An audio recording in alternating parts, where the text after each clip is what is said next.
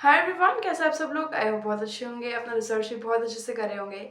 सो nurture world industries का एक news आया है जिसको हम पहले इंटीग्रेटेड इंडस्ट्रीज़ के नाम से जानते थे। अभी इनके एक्सपेंशन प्लान्स हमने सुन लिए हैं कॉनकॉल में, Q3 के कॉनकॉल में। And according to their expansion plans इन्होंने फंड रेज किया है। सो फंड रेज के रिगार्डिंग जो न्यूज़ आया है, I am gonna share it with you today. And आपको पता चलेगा कि हाँ, how future look likes about the company, क्योंकि इनका ऑलरेडी एक्सपेंशन प्लान थोड़ा सा डिले चल रहा है। तो जितना अच्छा ही न्यूज़ है उसमें एक छोटा सा ना नेगेटिव पॉइंट भी मुझे दिख रहा है, जो of course I want to share with you. So या let's start with the complete news what it is exactly. So company ने लगभग 4.06 करोड़ के वारंट्स इशू किए, कन्वर्टेबल वारंट्स। इसको आप मान के चल सकते हो कि ये ऐसे वारंट्स है जो कि बाद में शेयर में कन्वर्ट हो जाएंगे।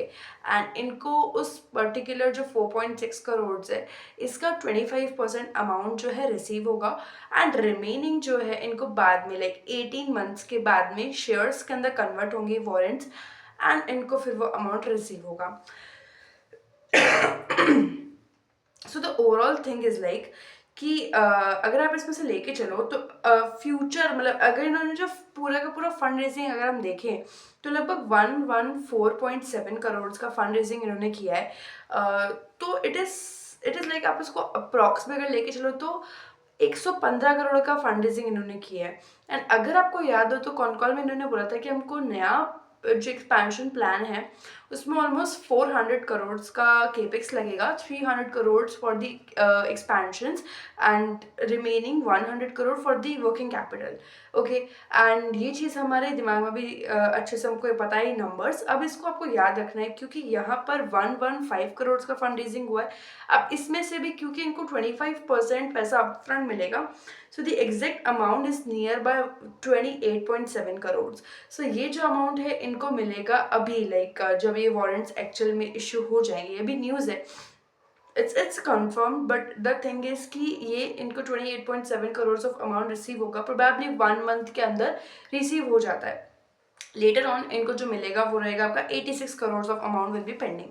अब एक जो अच्छी चीज़ है इसके अंदर वो ये है कि टोटल 4.06 करोड़ के जो वारंट्स इशू हुए हैं वो आपके ऑलमोस्ट उसमें से हाफ यानी कि 2 करोड़, 4 करोड़ में से 4.06 करोड़ में से 2 करोड़ प्रमोटर खुद ही ले रहे हैं। सो ये बहुत ही अच्छी चीज़ है। किस प्राइस पर ले रहे हैं, प्राइस मैं आपको बता देती हूँ। So price is at 28.25 and अभी आप देख रहे होगे जो प्राइस चल रहा है मार्केट में that is near bye 44 rupees, 44 से थोड़ा ऊपर 42-44 के आसपास ये प्राइस चल रहा है।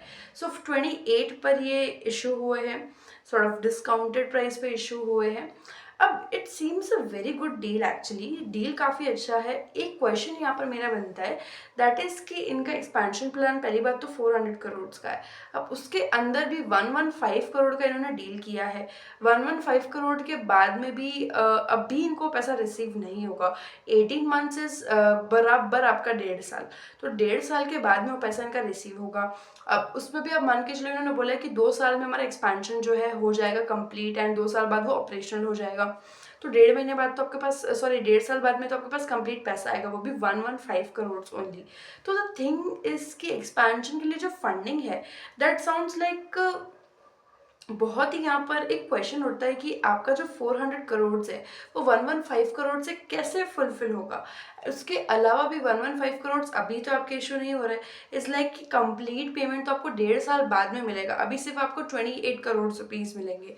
सो इट्स लाइक कि एक्सपेंशन प्लान मुझे यहाँ पे थोड़ा सा डिलेड नज़र आ रहा है। अब इसका मतलब ये नहीं कि 100% डिले ही होगा, हो सकता है आगे चल के कोई लोन ले या फिर इंटरनली ही फंड करे। हालांकि प्रमोटर्स इसमें पैसा डाल रहे हैं, 2 करोड़ शेयर्स ऑलमोस्ट प्रमोटर्स दे रहे हैं। So this is a great thing. And 2 crore shares जो है प्रमोटर ले रहे हैं। रिमेनिंग जो आपका है वो आपके नॉन प्रमोटर ग्रुप से आ रहा है। मेजरली 3 आपके नॉन प्रमोटर ग्रुप्स हैं। So complete scenario is like this. अब मुझे जो प्रॉब्लम यहाँ पर लग रहा है वो यही है। एंड इसके अलावा सबसे बड़ी एक और चीज़ जो है वो डाइल्यूशन है। अब यहाँ पर डाइल्यूशन कुछ लोगों के लिए नेगेटिव पॉइंट हो सकता है कि कंपनी अपने शेयर्स डाइल्यूट कर रही है for expansion, but I don't see it as a negative point. The thing is कि कंपनी को कुछ तो करना ही पड़ेगा ना एक्सपेंशन के लिए। पैसा कहाँ से लाएगी कंपनी? या तो डेट लेगी या फिर डिल्यूशन करेगी। दो ही तरह के मेन ऑप्शंस होते हैं। एंड अगर डेट लेती है, वैसे तो कंपनी का डेट ना के बराबर है। शॉर्ट टर्म में अगर आप देखते हो तो 10 करोड़ की बोरिंग है सिर्फ, एंड लॉन्ग टर्म में 0.9 करोड़ की बोरिंग है। So no issue at all by taking debt. But if company is going with dilution, no problem at all. हालांकि 17% का डाइल्यूशन हो रहा है, इट इज लाइक थोड़ा सा ट्रिगरिंग नंबर हो सकता है कुछ लोगों के लिए, but I found it completely normal. क्योंकि फिर हम मांगते हैं ईपीएस का ग्रोथ। ईपीएस का ग्रोथ कंपनी लाएगी कहाँ से अगर एक्सपेंशन नहीं करेगी? मुझे ये डिसीजन काफ़ी अच्छा लग रहा है एक्सपेंशन की तरफ से। But the negative point is कि एक्सपेंशन डिलेड यहाँ पर बहुत ज़्यादा मुझे नज़र आ रहा है। ये नंबर जो है मैच नहीं हो रहा है। 400 करोड़ का केपेक्स उठाया, 115 करोड़ है।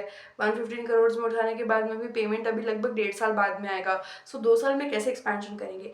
या तो ये पैसा जो है ये खुद की करंट फैक्ट्री जो इनकी नीमराना में है उसको एक्सपैंड करने के लिए ले रहे हैं। बट उसके बारे में भी इन्होंने बताया था कि 15 to 20 करोड़ का ही केपेक्स लगेगा। उसके अकॉर्डिंग भी पैसा ज़्यादा है। I M sort of confuse now. And the thing is कि इन्होंने ज़्यादा कुछ डिटेल्स दिया भी नहीं है एक्सपेंशन के लिए। ऑफ कोर्स हमको नेक्स्ट कॉन कॉल में देखने के लिए मिलेगा, बट अगर जब आप इनका कॉन कॉल देखते हो सो ये बहुत वक्त से कॉन कॉल करते हैं। एग्जैक्ट टाइम देख लेते हैं। हाँ, सो लास्ट कॉन कॉल इन्होंने फेब में किया था, नेक्स्ट कॉन कॉल इन्होंने वापस फेब में किया है, ऑलमोस्ट 1 साल बाद में।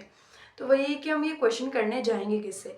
अगर ये स्केपिक्स का इस एक्सपेंशन का कंप्लीट प्लान हमको नहीं मिलेगा, how we will be getting conviction?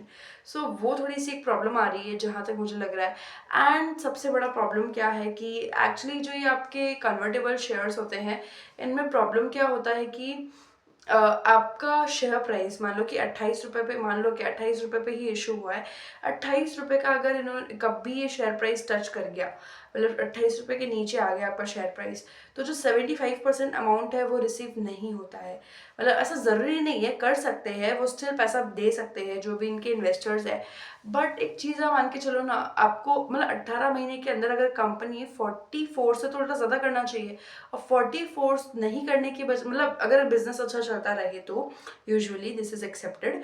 And अगर उनका जो प्राइस ही 28 रुपये है, अगर उससे कम में इनको शेयर प्राइस मिल रहा है, 20-25 रुपये में आ गया, तो बड़ी प्रॉब्लम हो सकती है कि वहाँ पर फिर इन्वेस्टर जो है नेगेटिव होकर के आपका 75% नहीं कन्वर्ट करेंगे। So that becomes again a problem. So हालांकि इतना बड़ा प्रॉब्लम नहीं है ये, बट द थिंग इज कि आपको सिनेरियो लेके चलना पड़ेगा। एंड अगर रिमेनिंग अमाउंट नहीं रिसीव हुआ, जो कि एक्चुअल में एक बड़ा चंक है पूरे फंड रेजिंग का 75%, तो इनका एक्सपेंशन रुक भी सकता है। डीले तो चल ही रहा है बट रुक भी सकता है। So this comes a problem, क्योंकि एज एन इन्वेस्टर हमको उसके बाद में क्या सिनेरियो बन सकता है वो भी आपको दिमाग में लेके चलना है। सो अगर शेयर प्राइस के चलते का कोई प्रॉब्लम आती है और शेयर प्राइस 28 रुपये के नीचे जाता है, जो कि लग नहीं रहा है कि जाएगा, 1.5 साल है अभी लगभग हमारे पास में, 18 महीने है, बट फिर भी एक अगर हम नेगेटिव सिनेरियो भी लेके चले तो वहाँ प्रॉब्लम हो सकती है। अब यही है कि कंपनी थोड़ा सा इज लाइक कि एक बहुत ही ऐसे जगह पर आ गई है। क्योंकि अगर आप देखोगे उनके कॉन कॉल में तो उन्होंने एक साइकोलॉजिकली नंबर दे दिया है कि हम 2000 से 2500 करोड़ जो है रेवेन्यू करेंगे आने वाले 1.5 से 2 साल में। FY 29 पे अगर आप मान लो ज़्यादा से ज़्यादा तो भी 3 साल के अंदर इन्होंने प्रॉमिस किया है कि हम लगभग 2000 से 2500 का रेवेन्यू करेंगे। अब उस रेवेन्यू में प्रॉब्लम क्या है ना कि अगर आपने कॉन कॉल सुना होगा आपको पता होगा, मैंने वीडियो भी बनाया था कॉन कॉल का, आपने वो भी देखा होगा तो आपको पता होगा। तो थिंग इज कि इनका जो करंट कैपेसिटी है वो लगभग 250 करोड़ का रेवेन्यू कर सकती है 1 साल के अंदर।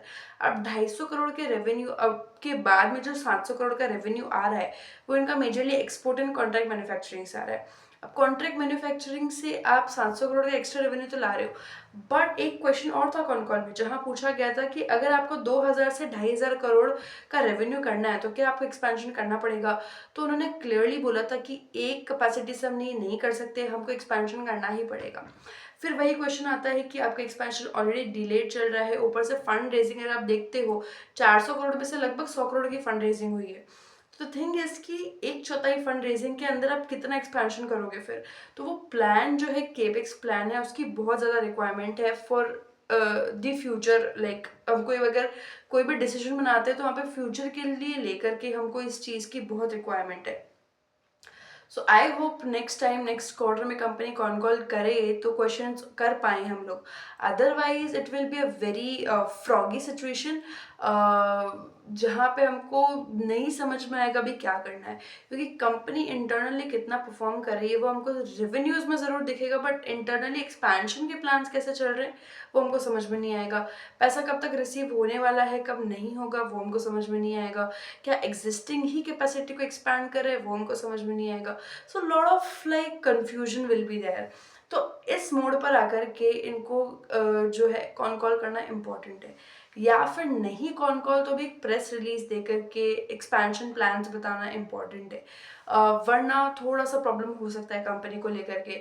मैं ये नहीं बोल रही हूँ कि कंपनी में प्रॉब्लम होगा, बट एक अपडेट वाली जो चीज़ है अगर वो नहीं होगी तो वैसे ही इन्वेस्टर को कुछ आइडिया नहीं होगा एंड सब लोग एग्जिट करने के बारे में ही सोचेंगे। सो वैसे ही स्टॉक बहुत ज़्यादा इलिक्विडेट हो जाएगा। तो ये चीज़ मतलब ये कुछ चीज़ें हैं जो मुझे लगता है कि कंसर्न के रूप में देखी जानी चाहिए है, क्योंकि इनका एक्सपेंशन प्लान मुझे कम्प्लीटली डिलेड लग रहा है। और यही है कि फंड रेजिंग वैसे तो पॉजिटिव है, it is a complete positive news, but 75% पैसा अभी तक हाथ में नहीं आया है एंड जब तक वो नहीं आता है we need to be cautious, right. अब उसके अलावा एक मतलब लगभग 115 करोड़ का इन्होंने बता दिया है। सो रिमेनिंग जो 385 करोड़ है उसका हिसाब भी नहीं समझ में आया कि वो आप कब तक रेस करोगे, उसको रेस करोगे या डेट लोगे, इंटरनली फंड करोगे, क्या करोगे, कैसे करोगे, वो भी मुझे कुछ समझ में नहीं आ रहा है। सो वही है, बहुत सारे डाउट्स बन गए हैं। एक एक न्यूज़ तो आई है बहुत अच्छी आई है नो डाउट, बट उसके पीछे 5-6 क्वेश्चंस और खड़े हो गए हैं जो बहुत ही एक कंफ्यूजिंग से स्टेज पर लाके के खड़ा करता है।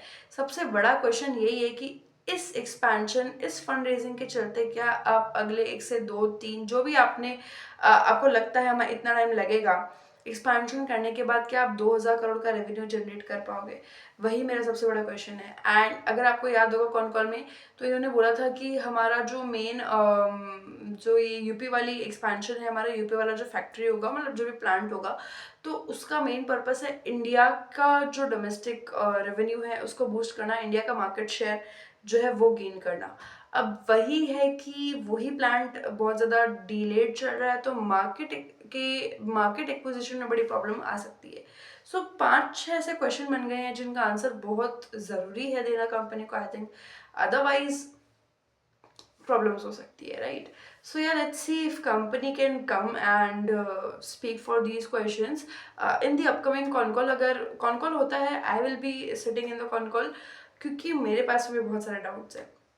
एंड सेकेंड थिंग ऑल्सो, अगर आपके 75% शेयर्स इशू नहीं होते हैं, एक और चीज़ मैं बता देती हूँ, ज़रूरी नहीं है कि अगर 28 रुपये का प्राइस है वो नहीं रीच हुआ या वो रीच हो गया तो ही आपके 75% कन्वर्ट होंगे। कोई भी रीज़न हो सकता है। इट्स लाइक कि मान लो सेटिस्फाइड नहीं है अगर इन्वेस्टर्स कंपनी के एक्सपेंशन प्लान से या कुछ भी आगे चल करके उनको बिजनेस का परफॉर्मेंस अच्छा नहीं लगता है, स्टॉक प्राइस पे जाओ ही मत। अगर मान लो अगले 6 महीने 7 महीने साल भर कंपनी अच्छा परफॉर्म नहीं करती है तो भी इनको रिमेनिंग अमाउंट रिसीव नहीं होगा। अब इसमें यही प्रॉब्लम है कि जब इनको रिमेनिंग अमाउंट रिसीव नहीं होगा तो इनका एक्सपेंशन प्लान रुक जाएगा। So what is plan B for expansion, क्योंकि आपको तो एक्सपेंशन करना ही है, आपको तो 2000 करोड़ का रेवेन्यू करना ही है। तो वही है कि उसको उसके चलते क्या आपका प्लान बी रहेगा अगर 75% कैंसिल हो जाता है।